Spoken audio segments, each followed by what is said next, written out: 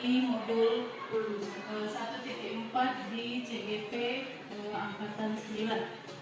Baik Ibu, Bapak dan Ibu, pada kesempatan ini saya akan menyampaikan beberapa hal yang sudah saya pelajari dan saya pahami pada Bapak Ibu sekalian. Yang pertama mengenai perubahan paradigma belajar, kemudian nilai-nilai kebajikan, motivasi perilaku manusia, kemudian nanti ada tentang keyakinan kelas, disiplin positif, kebutuhan dasar manusia, posisi kontrol guru, sampai ke pemahaman mengenai tiga institusi. Kita mulai dari pembelajaran dengan paradigma baru. Jadi pembelajaran paradigma baru itu merupakan pembelajaran yang dirancang berdasarkan prinsip pembelajaran berdiferensiasi, sehingga para murid belajar sesuai kebutuhannya. Jadi di sini pembelajaran berdiferensiasi itu kan dasarnya diferen, untuk bahasa Inggris artinya berbeda. Jadi di sini setiap murid tentu memiliki kebutuhan yang tidak sama. Jadi dalam kelas itu kalau misalnya ada 30 murid, tidak mungkin 30-nya itu sama keinginan, sama kemauan, sama minat, sampai pada sama bakat. Jadi pada pembelajaran paradigma baru itu yang kita sampaikan bahwa bagaimana murid itu keseluruhannya terpenuhi kebutuhannya meskipun berbeda minat dan bakatnya. Itulah yang akan kita pahami dalam hal ini. Itulah kaitannya dengan bagaimana nanti kita mewujudkan profil belajar Pancasila. Kemudian ada miskonsepsi itu ketika kurikulum berubah, ada paradigma baru, ada miskonsepsi dari masing-masing orang yang memahami mengenai posisi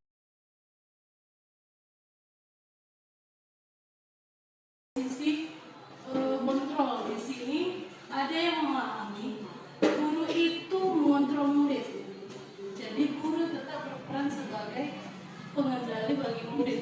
Ada juga memahami bahwa semua penguatan positif, efektif, dan bermanfaat, padahal belum tentu.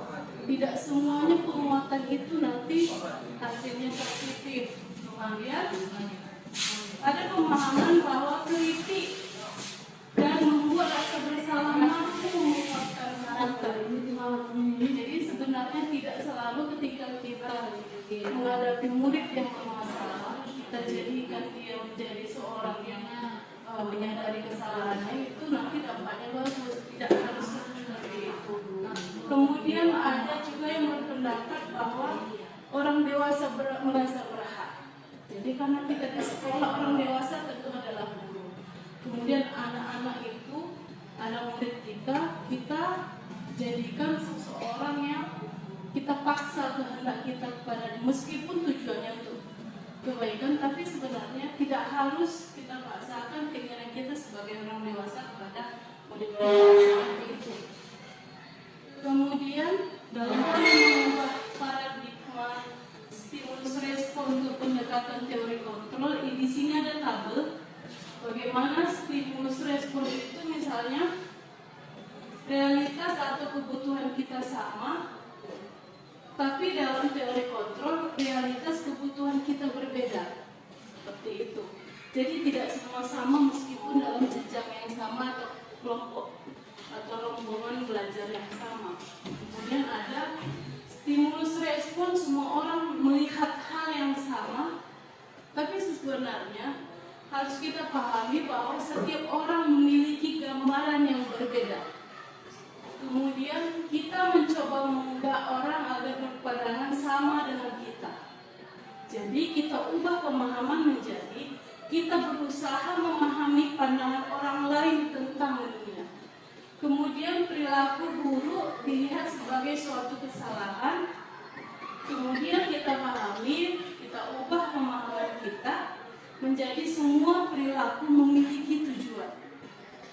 Kemudian orang lain bisa mengontrol saya, kita ubah menjadi hanya Anda yang bisa mengontrol diri Anda.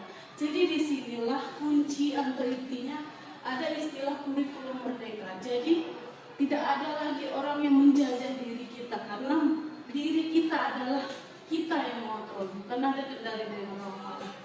Kemudian saya bisa mengontrol orang lain diubah menjadi Anda tidak bisa mengontrol orang lain, karena orang lain itu memiliki kendali terhadap dirinya sendiri. Kemudian pemaksaan ada pada saat bujukan gagal. Diubah menjadi kolaborasi dan konsensus menciptakan pilihan-pilihan baru. Kemudian yang terakhir, misalnya model berpikir menang atau kalah diubah menjadi model berpikir menang-menang. Semua sukses, tidak ada yang gagal. Seperti itu pemahamannya dalam hal posisi kontrol guru terhadap murid. Kemudian ada istilah disiplin positif. Disiplin sendiri berasal dari kata disiplina yang artinya belajar. Disiplin mengacu pada disiplin diri yang memiliki tanggung jawab terhadap apa yang dilakukan berdasarkan nilai-nilai yang kita yakini. Kemudian disiplin positif itu adalah salah satu penerapan disiplin yang bertujuan untuk menumbuhkan kesadaran serta memberdayakan murid tanpa imbalan, penghargaan atau reward, ancaman atau hukuman. Maka memang sekarang kalau misalnya kita lihat perubahannya, salah satunya adalah tidak ada lagi sistem ranking. Bukan begitu Bapak Ibu, karena memang sebenarnya setelah dipelajari diamati bahwa tidak perlu kita buat berupa reward atau penghargaan. Begitu juga tidak perlu ada ancaman atau hukuman untuk membuat disiplin dalam kelas atau sekolah. Kemudian sebagai pendidik, tujuan kita adalah menciptakan murid yang memiliki disiplin diri sehingga mereka berperilaku mengacu pada nilai-nilai kewajiban universal dan memiliki motivasi intrinsik dalam perubahan perilaku ke arah yang lebih baik. Kemudian ada nilai-nilai kebajikan. Jadi kalau nilai-nilai kebajikan ini nilai yang disepakati bersama, lepas dari suku, bangsa, agama, bahasa maupun latar belakang. Jadi semua sama memiliki nilai-nilai kebajikan. Jadi tidak membedakan suku, agama maupun latar belakang. Yang kita gunakan dari ketiga nilai kebajikan ini adalah nilai kebajikan yang berasal dari profil pelajar Pancasila, yaitu yang pertama beriman dan bertakwa kepada Tuhan Yang Maha Esa dan berakhlak mulia, kemudian berkegiatan global, gotong royong, mandiri, kreatif dan bernalar kritis. Kemudian kebutuhan dasar manusia. Jadi kebutuhan dasar manusia itu adalah segala sesuatu yang kita lakukan untuk mendapatkan apa yang kita inginkan. Seluruh tindakan yang kita lakukan memiliki tujuan tertentu. Misalnya kita mau makan, itu kan kebutuhan dasar.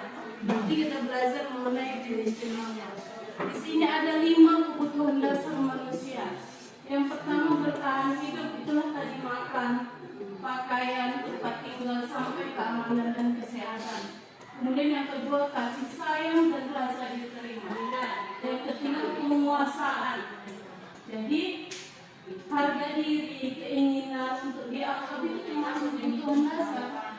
Kemudian ada kebebasan, ada kesenangan. Jadi 5 kebutuhan dasar manusia ini harus kita pahami. Begitu juga ketika menghadapi murid di sekolah. Kenapa tiba-tiba misalnya dia seperti tidak mengikuti aturan?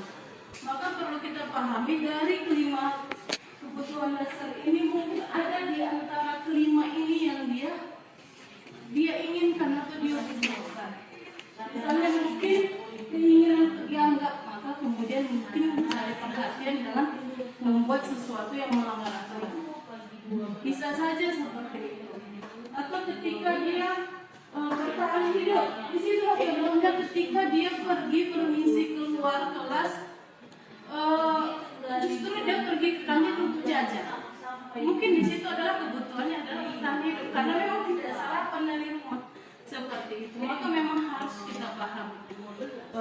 kembali kepada tadi disiplin, bagaimana kita mendisiplinkan tapi dengan memahami ada 5 kebutuhan dasar murid yang harus kita penuhi. Kemudian ada motivasi perilaku manusia. Ada 2 jenis, yaitu motivasi ekstrinsik dan ada motivasi yang di atas, motivasi intrinsik, yang di bawah itu motivasi ekstrinsik. Yang pertama itu yang intrinsik untuk menghindari ketidaknyamanan atau hukuman. Kemudian untuk mendapatkan imbalan atau penghargaan dari orang lain. Sedangkan yang ekstrinsik itu untuk menjadi orang yang mereka inginkan dan menghargai diri sendiri dengan nilai-nilai yang mereka percaya. Kemudian ada istilah hukuman, konsekuensi, dan segitiga restitusi. Yang pertama adalah hukuman. Hukuman itu ciri-cirinya tidak terencana atau tiba-tiba. Mungkin ini sudah sering kita lakukan selama ini, Bapak Ibu. Kemudian murid tidak tahu apa yang akan terjadi atau tidak dilibatkan.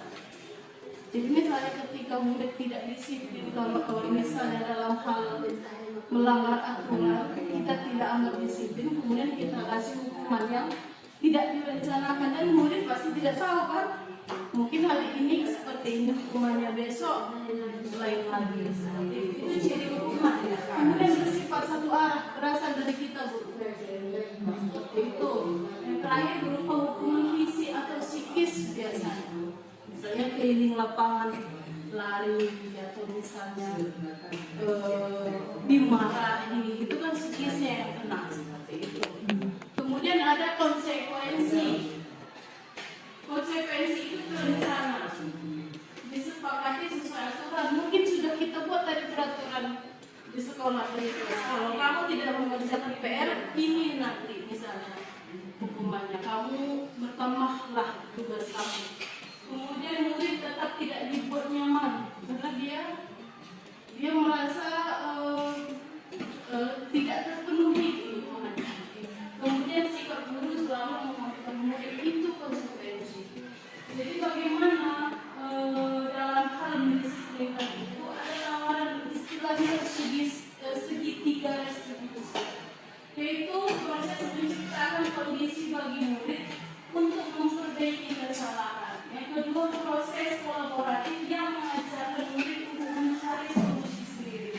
Jadi di sini kolaboratif antara guru dan murid. Nanti kita lihat ini pertama, sebelum ke segitiga restitusi ada 5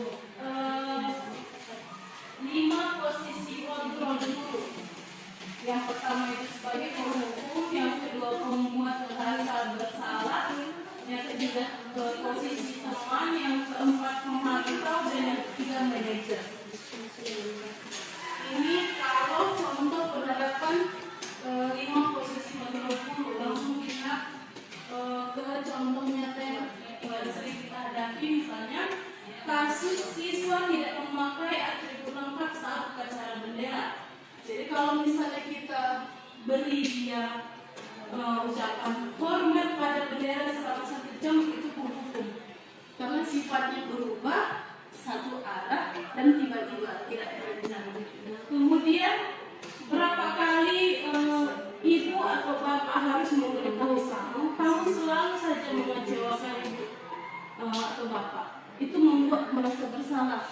Mungkin semua kita pernah seperti itu, Bapak Ibu, pernah kita lakukan, membuat merasa bersalah murid, tidak menghukum tapi kita buat kata-kata yang membuat dia merasa bersalah karena sudah berapa kali diingatkan tetap tidak dibuat. Kemudian ada posisi teman, ayo dong ikuti aturan sekolah, tolong bantu ibu bapak ya, sekali ini saja ya, sudah tidak apa-apa. Lain kali jangan sampai berbuat seperti ini lagi ya. Kalau posisi teman itu, kita mengibaratkan murid itu menjadi posisi yang sama seperti kita. Di sini kita menganggap dia teman. Jadi kalau misalnya teman itu kan merasakan apa yang dirasakan teman lainnya seperti itu posisi kontrol guru, ada juga posisi kontrol pemantau. Pemantau di sini, contohnya kamu sudah melanggar peraturan sekolah. Kamu tahu konsekuensinya. Setelah upacara, kamu beli atributnya ke koperasi dan jangan diulangi lagi. Jadi kalau pemantau itu, dia menegakkan aturan, sesuai daftar aturan yang sudah diketahui bersama. Jadi dia tetap berpegang kepada aturan tanpa mau mendengarkan alasan. Jadi kalau misalnya dia datang tidak menggunakan atribut, dia tidak mau mendengarkan aturan, tidak mau mendengarkan alasan. Misalnya saya tadi tidak pakai atribut karena hilang atau karena saya tidak dari rumah, misalnya seperti itu. Tapi kalau posisi pemantau, dia tidak mau mendengar alasan karena dia menegakkan aturan, karena berpegang teguh pada aturan atau tata tertib yang sudah dirancang seperti itu. Jadi bagaimana yang bagus ini posisi manajer namanya. Posisi manajer itu apakah kamu tahu kesalahanmu? Kira-kira bagaimana kamu memperbaiki kesalahan? Jadi di sini nanti ada penerapan segitiga restitusi. Pertama kita sadarkan dulu murid itu tahu kan salahnya, sudah tahu aturan. Kemudian bersama-sama murid mencari solusi atas masalah yang dihadapi murid. Itu posisi manajer. Ini di sini ada contoh posisi kontrol. Apakah saya kecewa sekali dengan kamu? Ini kira-kira posisi kontrol yang mana, Bapak Ibu? Saya kecewa sekali dengan kamu. Merasa bersalah. Yang kedua tadi ini, merasa bersalah ya Pak, ya. Karena kita seperti membuat merasa bersalah dari kecewa lah. Kemudian layarlah lakukan demi Bapak Ibu ya. Ini posisi kontrol yang mana? Yang ketiga, teman ya. Jadi kita memposisikan diri murid itu menjadi posisi kita. Kemudian ada istilah keyakinan kelas. Mengapa keyakinan kelas bukan peraturan kelas? Keyakinan kelas itu bersifat abstrak, merupakan pernyataan universal, dibuat dalam pernyataan positif, sedikit saja agar mudah diingat, kemudian sesuai dengan kondisi kelas dan sekolah sehingga mudah diterapkan. Semua warga sekolah atau kelas dilibatkan saat membuat keyakinan kelas. Itu keyakinan kelas dalam hal langkah-langkah pembentukannya. Kemudian kembali kita, mengapa keyakinan kelas, mengapa bukan peraturan kelas? Jadi keyakinan kelas itu lahir dari peraturan yang sudah ada.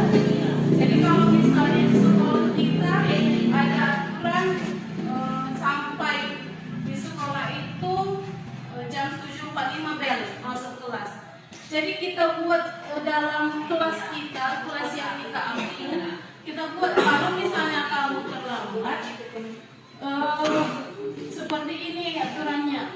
Jadi kalau misalnya seperti bukai, saya lihat masuk ke kelasnya, siapa yang absen berapa hari ini konsekuensinya. Itu keyakinan kelas yang ada dalam kelas. Boleh juga keyakinan kelas itu dalam satu mata pelajaran kita buat. Misalnya kalau kamu tidak mengerjakan tugas, kamu nanti dibuat tugas tambahan, atau kamu misalnya beralih ke nilai lapangan, itu juga keyakinan kelas, tapi harus sama-sama disepakati. Kemudian ciri keyakinan kelas itu dia kata-katanya tidak panjang.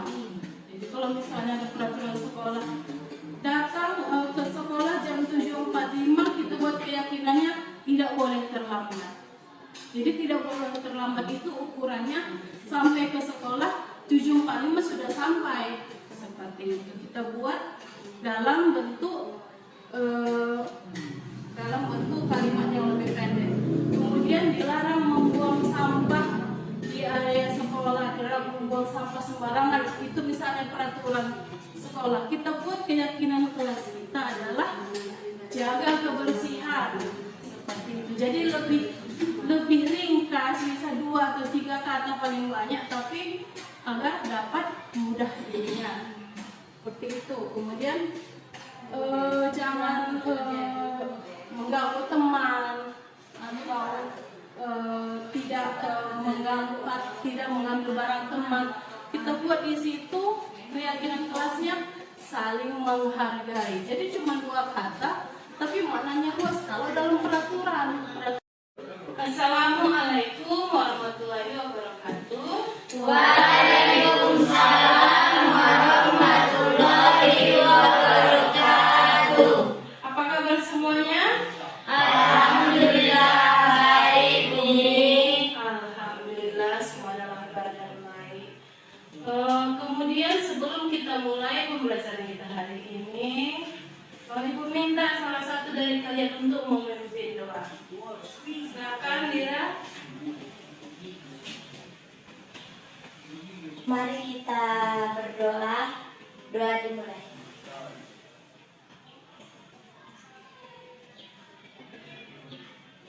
Doa selesai. Terima kasih Dira sudah memimpin doa kita pada hari ini. Baiklah, sebelum kita memulai pelajaran kita hari ini, marilah kita sama-sama membuat keyakinan kelas.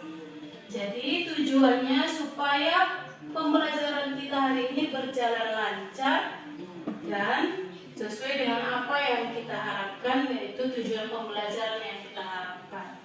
Jadi sekarang Ibu mau tanya dulu, kira-kira keyakinan kelas apa yang mau dibuat? Silakan berpendapat, tunjuk tangannya.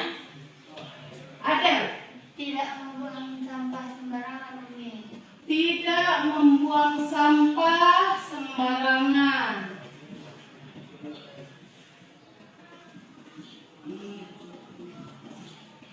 Sembarangan. Yang kedua siapa? Coba Lira. Aktif dalam belajar, Bumi. Aktif dalam belajar.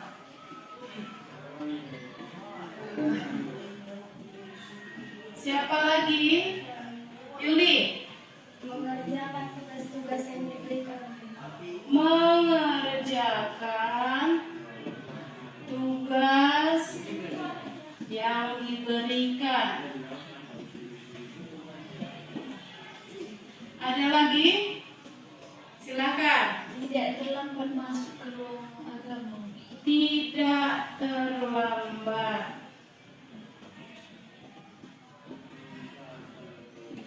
Ada lagi? Coba Mustaqimah. Melengkapi catatan. Melengkapi catatan.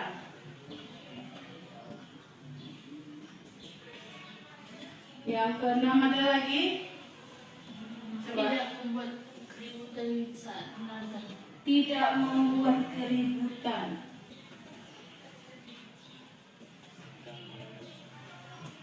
Keributan. Ada lagi? Silahkan berpendapat. Coba Elisa. Membawa alat tulis dengan lengkap.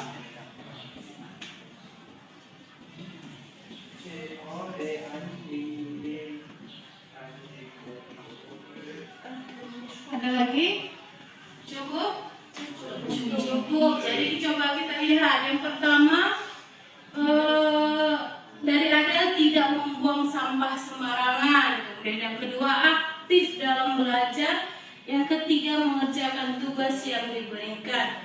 Yang keempat, tidak terlambat. Yang kelima, melengkapi catatan. Yang keenam, tidak membuat keributan.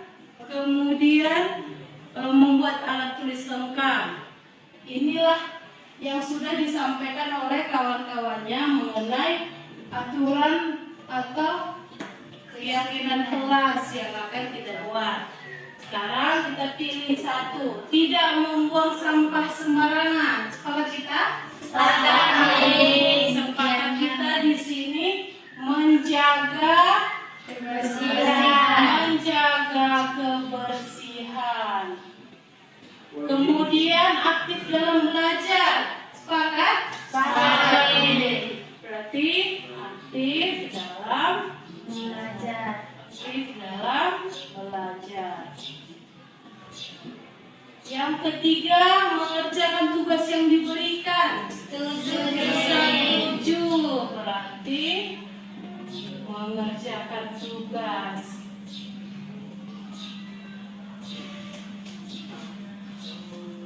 Yang keempat, tidak terlambat.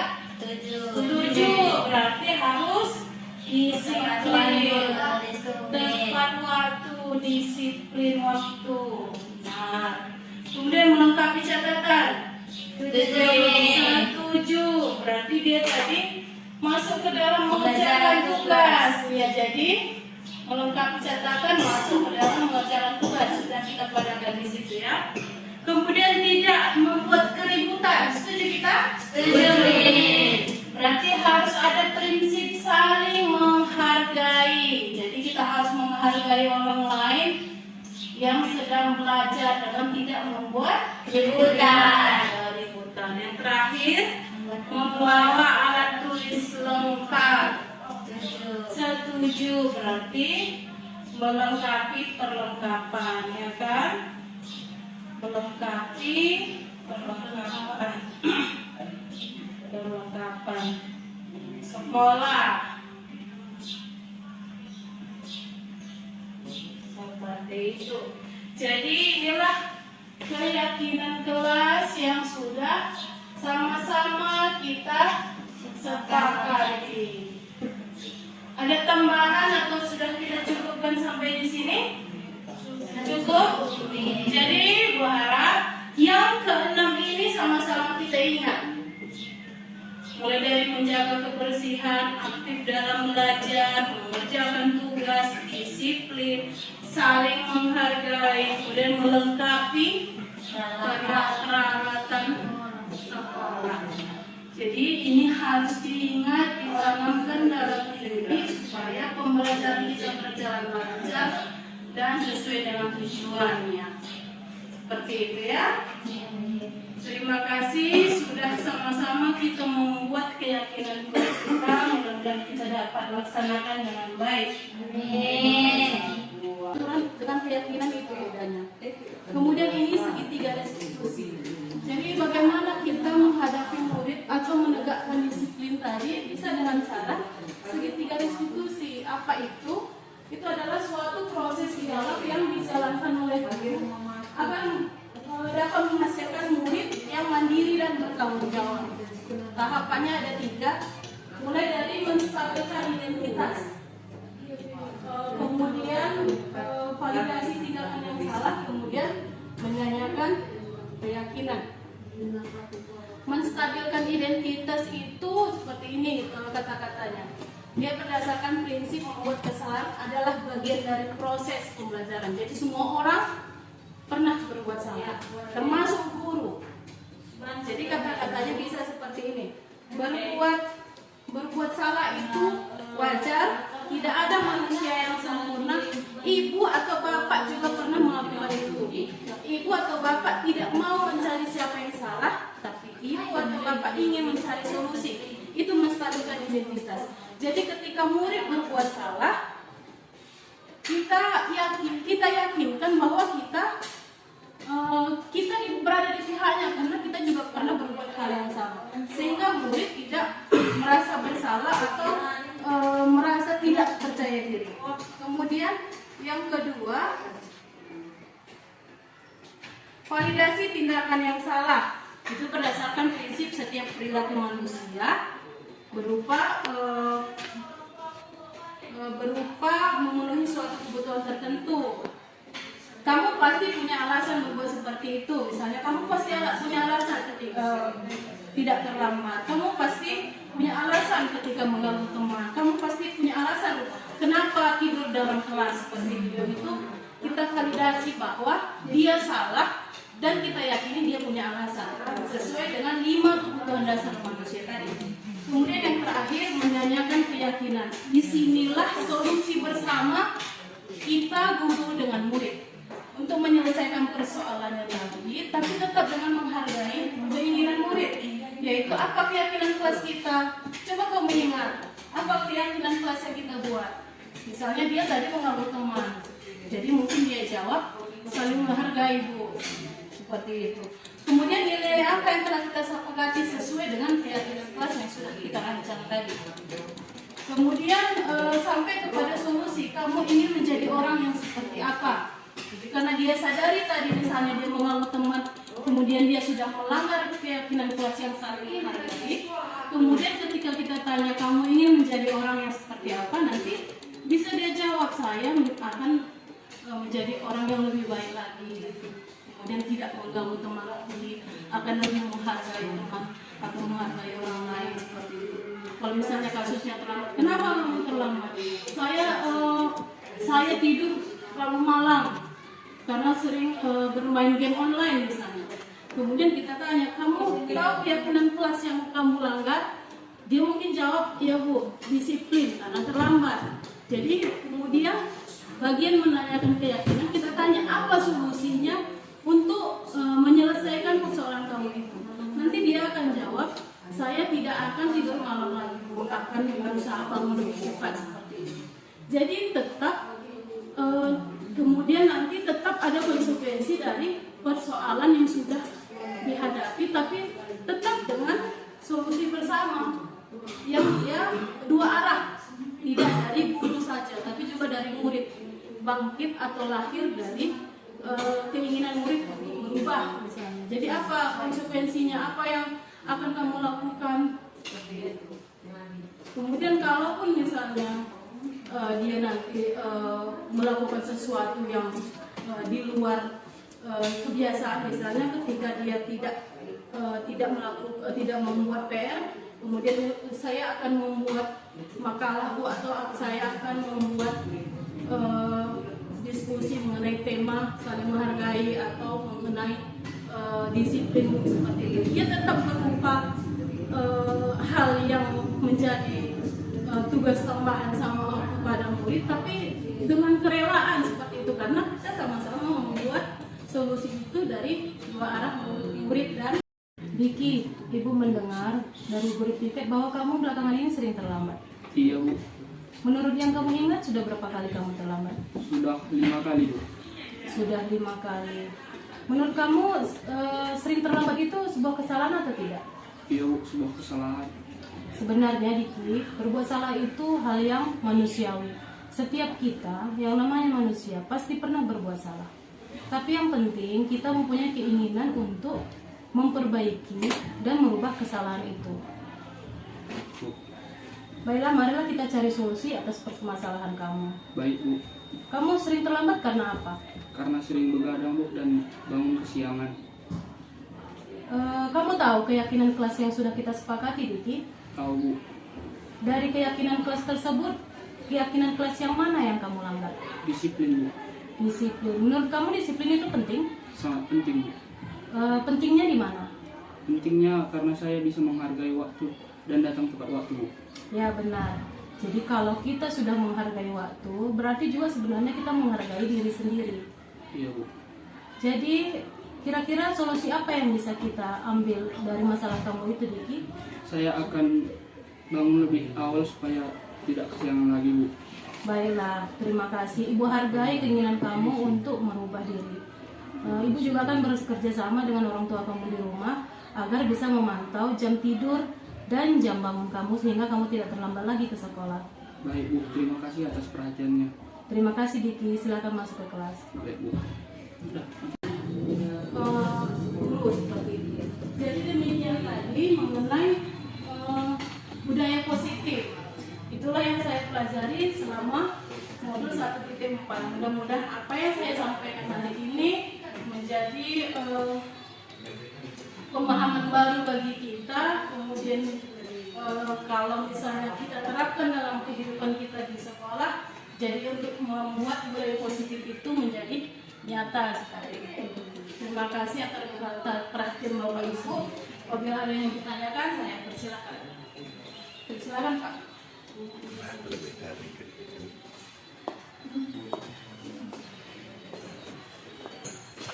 Tuhan.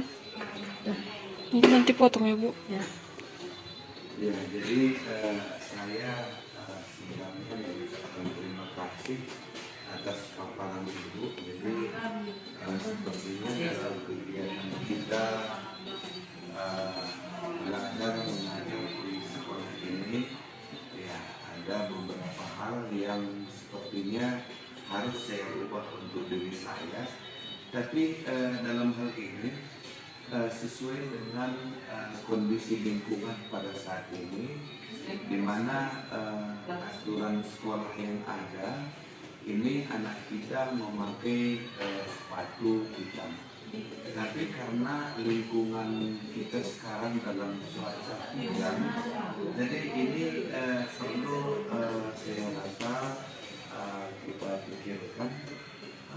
Karena banyak anak kita yang memakai sandal di sekolah. Jadi ini gimana kira-kira yang agar bisa memunculkan kesadaran anak kita untuk membuat solusi sehingga pada hari berikutnya kalaupun hujan itu terjadi, anak kita ini seperti mengikuti aturan yang tersedia. Terima kasih. Terima kasih Pak atas pertanyaannya. Jadi memang itulah sekarang fenomena karena situasi hujan, kemudian siswa kehujanan pulang sekolah, kemudian keesokan harinya tidak menggunakan sepatu yang mereka sesuai dengan sekolah kita.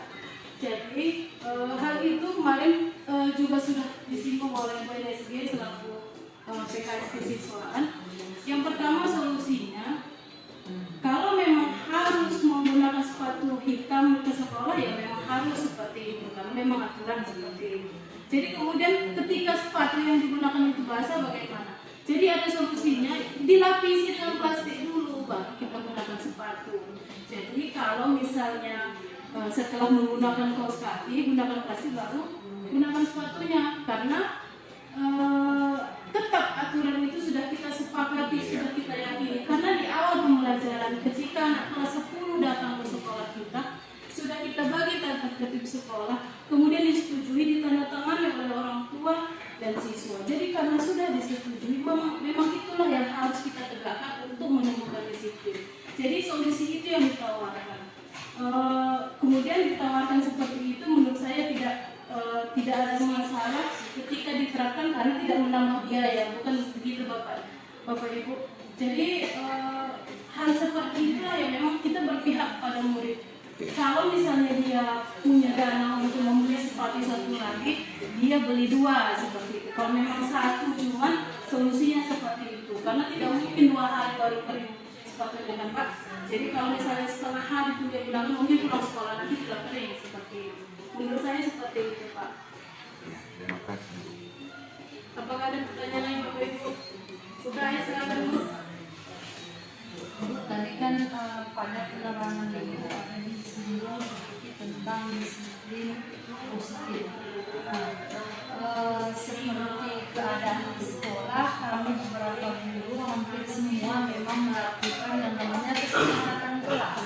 Apakah kesepakatan kelas sudah menjadi salah satu contoh yang kami sudah coba untuk disiplin positif dan disiplin positif? Jadi apakah keyakinan kelas sekolah disiplin positif? Ya benar. Karena memang ketika membuat kesepakatan kelas untuk melahirkan keyakinan kelas, kita bekerja sama dengan murid untuk membuat keyakinan bersama dulu.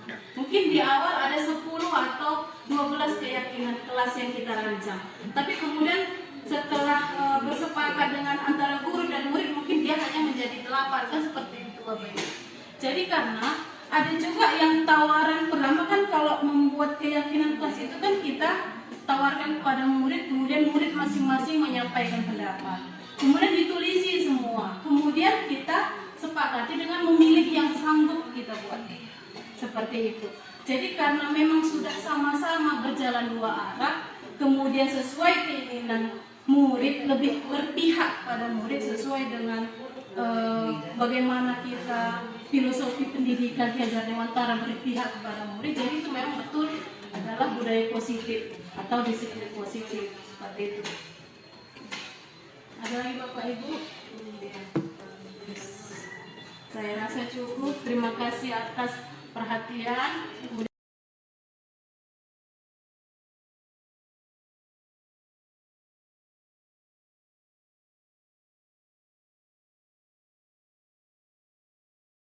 Assalamualaikum warahmatullahi wabarakatuh.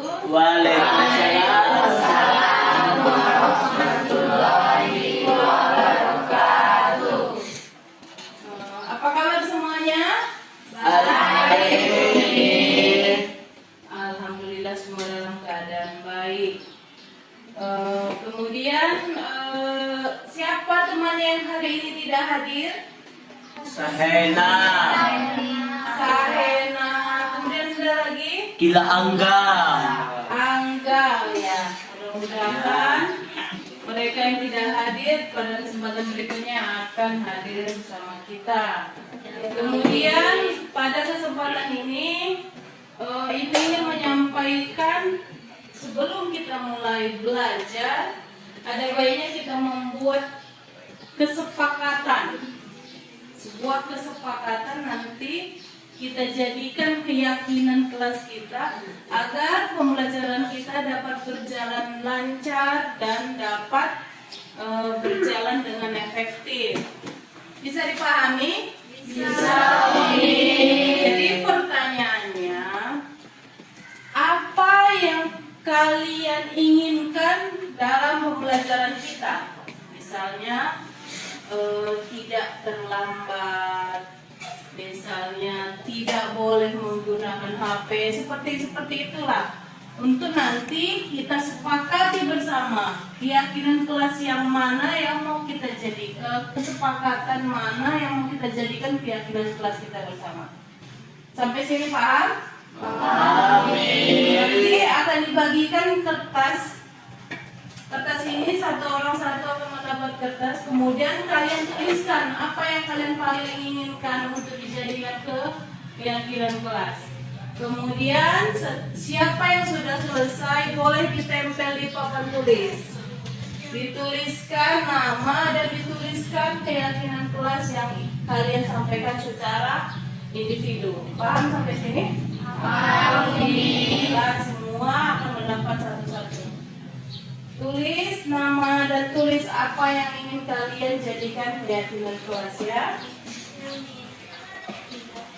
Setelah selesai, maju ke depan, tempel apa yang menjadi keinginan kalian agar belajar kita berjalan dengan baik, berjalan dengan apa yang paling kita inginkan. Masing-masing dari kita akan memberikan pendapatnya ya.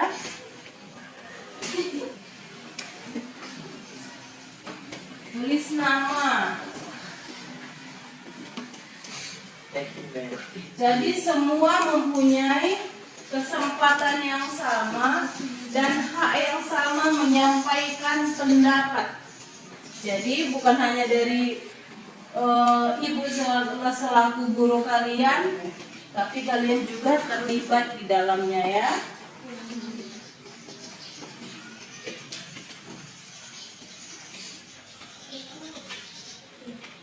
Silahkan ditulis. Yang sudah selesai boleh langsung tempel di papan tulis kita.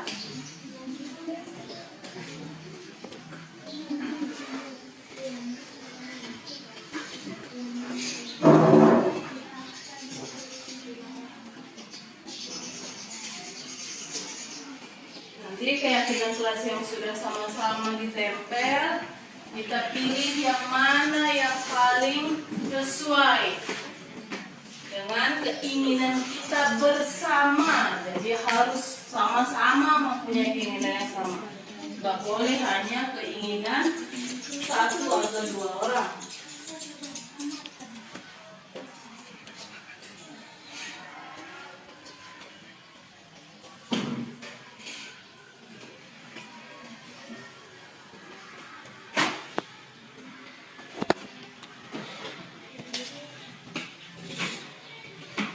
Jangan lupa tulis nama supaya diketahui itu ide siapa. Sudah selesai langsung tempel ke depan. Tempel sendiri hasil keyakinan yang kalian inginkan. Silakan.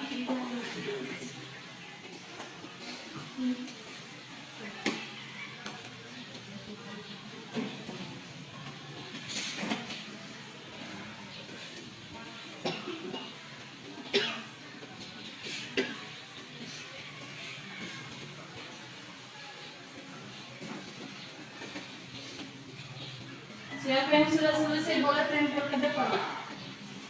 Nanti semua akan dibacakan, jadi semua diketahui idenya masing-masing.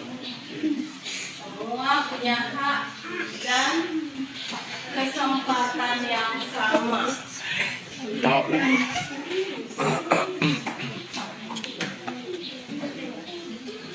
Oke, lanjut ke bawah sampai 3 baris buat ya. Lurus ke bawah sampai 3 baris, sampai ke samping dulu, ke samping dulu. Nah, ya biar ikut dari bawah. Ke samping dulu, bikin gak ikut dari bawah. Iya. Nah, lanjut ke bawah ya. Lanjut ke bawah. Bikin jarak. Ayo yang lain.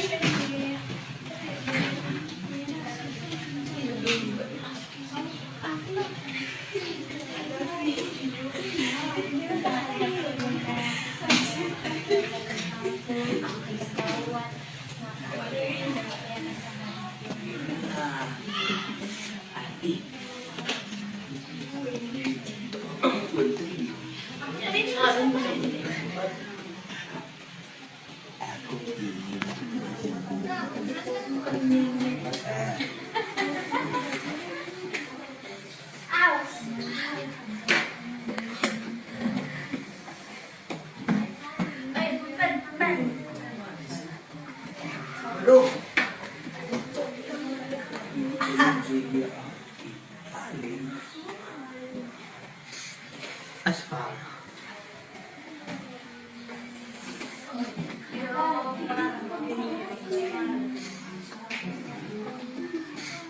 Ayo, masih ada yang belum?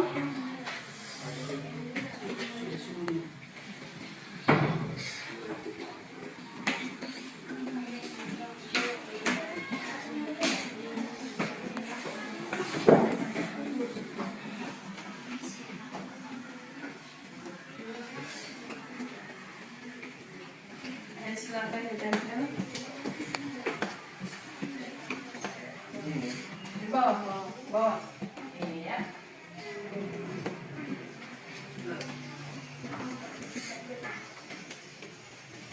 Oke, terima kasih. Semua sudah menempel keyakinan kelas papan ini inginkan. Karena sudah selesai, mari sama-sama kita beri plus kepada diri kita sendiri.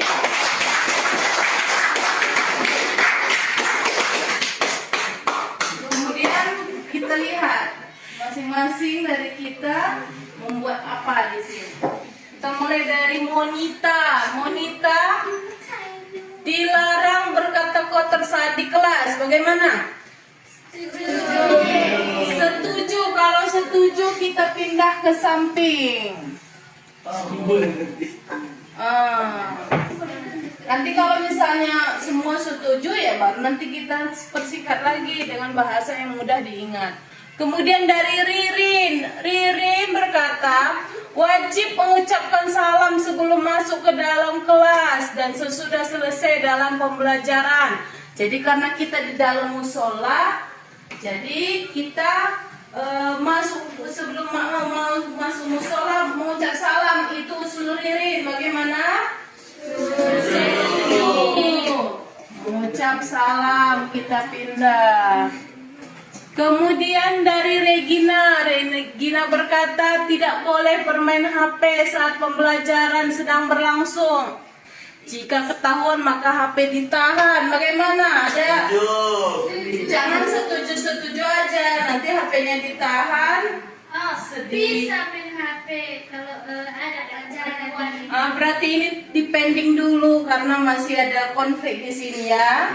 Masih ada hal yang perlu kita sepakati bersama lagi. Kemudian dari Haike bilang saling menghargai. Bagaimana? Ya, seharusnya memang semua kita harus saling menghargai. Kemudian Juseli berkata dilarang makan-makan saat jam pelajaran. Bagaimana? Sudah ya. Belajar nggak boleh makan. Kemudian Dila berkata dilarang membuang sampah di dalam ruangan. Bagaimana? Setuju. Kita pindah.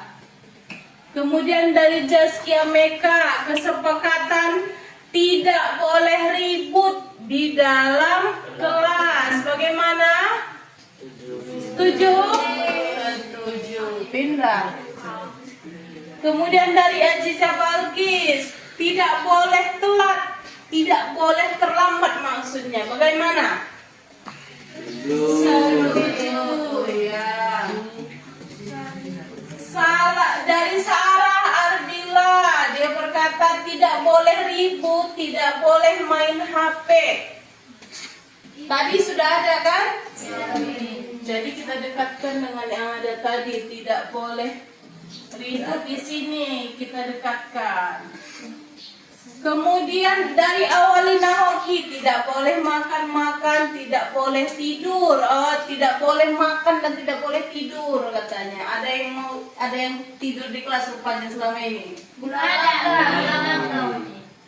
Jadi sebelum ada kita buat peraturan supaya jangan tidur kan gitu. Ya, untuk mencegah. Berarti ini kita sepakati ya. Ya. Kemudian dari Endamia, tepat waktu mengumpulkan tugas. Jadi bukan tepat waktu datang saja, juga dalam hal mengumpulkan tugas tepat waktu. Bagaimana? Kita pindahkan ke samping. Kemudian dari Elvina Brusinulingga, katanya keinginan saya tidak boleh berbicara dengan teman selagi guru menjelaskan. Ini sama dengan tidak boleh apa? Ribut. Setuju berarti kan? Setuju. Kita masukkan ke tidak boleh ribut. Kemudian dari Dev Halmahera Sembiring, 1, tidak boleh ribut dalam pembelajaran. Yang kedua, menjaga kebersihan. Yang ketiga, tidak bisa bermain HP kecuali atas izin guru. Tadi juga sudah ada yang berkata seperti ini kan, berarti sudah disepakati kan? Ada ketiga hal dan disepakati bersama, tidak boleh ribut, kita masukkan. Kemudian dari Ricardo berkata tidak terlambat. Ada juga tadi kan? Kita gabung. Kemudian dari Rizky Ramadan, tidak terlambat saat masuk, tidak bermain HP, juga sudah ada tadi kan? Sudah. Jadi sudah kita masukkan ke bagian tidak terlambat. Kalau dari Jody bilang tidak terlambat saat masuk, ada sama, kita gabung. Kemudian dari Alfareji, katanya dilarang menggunakan sendal ke sekolah tanpa izin guru, berarti harus seragam, yaitu menggunakan sepatu. Kita setuju ini? Setuju. Kemudian dari Regin, membuang sampah ke tempatnya, tidak memakai HP saat tidak disuruh, kemudian tidak terlambat. Ini bisa kita sepakati? Bisa. Kemudian yang ini, dia dari Regina, tidak bermain HP tadi kita sepakati. Tapi ada dibuat Regina di sini, kalau ketahuan nanti ditahan bagaimana? Ditahan seminggu nih. Ditahan seminggu, nanti kita buat jangka waktu. Berarti kita setuju dengan ini ya. Situ aja. Udah. Jadi inilah tadi kesepakatan kelas yang kita buat dan kita pahami bersama. Jadi kita bahas lagi, dilarang berkata kotor, Kemudian wajib mengucap salam, saling menghargai, dilarang makan-makan dalam saat jam pelajaran. Jadi di bagian yang ini yang paling banyak tidak boleh ribut, berarti di sini kita ubah menjadi tertib. Agar apa dibuat dia menjadi ringkas? Supaya mudah diingat dan dihayati. Jadi tertib maksudnya tidak berribut. Sudah? Kemudian tidak boleh telat. Ini semua tidak boleh telat. Berarti disiplin dalam hal penggunaan waktu. Tadi yang pertama apa? Tertib. Yang kedua disiplin. Kemudian mengucap salam. Mengucap salam sebelum masuk ke dalam ruangan, dalam kelas. Itu sudah kewajiban, berarti mengucap salam. Jadi mengucap salam sebelum masuk dan ketika meninggalkan ruangan. Kemudian dilarang berkata kotor, saling menghargai. Itu kita gabung menjadi saling menghargai, karena kita tidak berkata kotor kepada teman dengan tujuan untuk menghargainya, kan? Kita ubah menjadi kalimat positif, saling menghargai. Kemudian dilarang menggunakan sendal ke sekolah. Ini berarti termasuk disiplin pada peraturan, kan ya? Peraturan sekolah nggak boleh pakai sendal karena harus seragam, pakaian harus seragam. Misalnya dalam hal sepatu harus sepatu yang berwarna hitam. Berarti harus disiplin. Kemudian tidak membuang sampah, tidak bermain HP juga. Itu berarti kalau yang bagian tidak membuang sampah berarti termasuk dalam hal menjaga kebersihan. Jadi apa saja tadi yang sudah disepakati? Yang pertama apa? Disiplin. Tertib. Apa lagi? Saling menghargai. Dan yang terakhir apa tadi? Menjaga kebersihan. Jadi ada 4 hal yang kita jadikan keyakinan bersama. Apakah kita sepakati bersama? Sepakat. Jadi kalau sudah disepakati jangan dilanggar. Seperti itu ya. Kemudian kalau misalnya khusus yang menggunakan HP tadi, di sini ada tawaran nanti ditahan. Berarti itu adalah akibat dari melanggar peraturan. Seperti itu. Jadi jangan sampai dilanggar peraturannya supaya tidak mendapat akibat atau konsekuensi dari apa yang kita buat. Paham sampai sini? Oke. Jadi keyakinan kelas itu kita tanamkan dalam diri kita, diingat, dihayati untuk kita kerjakan. Seperti itu ya. Jadi ya tadi sudah kita rancang keyakinan kelas kita, sudah kita sepakati menjadi sebuah kalimat positif dan akan kita laksanakan sesuai dengan apa yang sudah kita rancang, sepakati. Demikian saja. Terima kasih sudah bekerja sama dalam hal merancang keyakinan kelas kita. Assalamualaikum warahmatullahi wabarakatuh.